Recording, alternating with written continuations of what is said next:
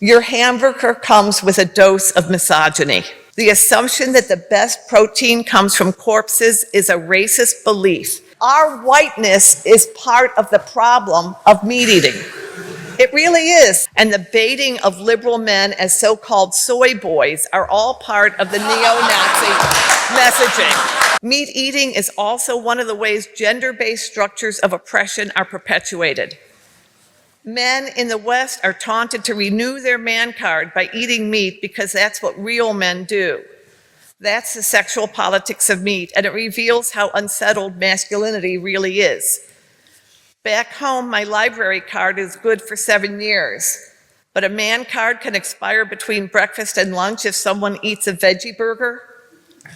Masculinity, a construct of the gender binary facing constant destabilization, feels always under threat, and eating animals is its protection racket. It was the colonizers, especially the British, who declared that the virility of meat-eating nations explained their success over the supposed feminine and weak rice-eating countries they defeated. The assumption that the best protein comes from corpses is a racist belief, as it erases and replaces indigenous African, Asian, Mesoamerican cultural food practices. White supremacists weaponized it, eating meat, eggs, and dairy.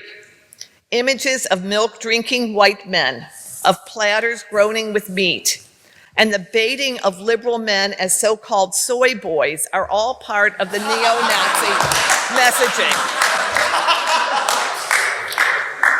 This is their right, the neo-Nazis say. This is their identity. The new colonization rests on the unstable foundation of white men's insecurities. These events especially affect girls and young women. Your hamburger comes with a dose of misogyny. Specifically, your vote tonight expresses your allegiance to or rejection of a white supremacist patriarchal worldview. Oh, I had to tap it. I didn't know that. I thought it was just not changing from 0. Like, oh.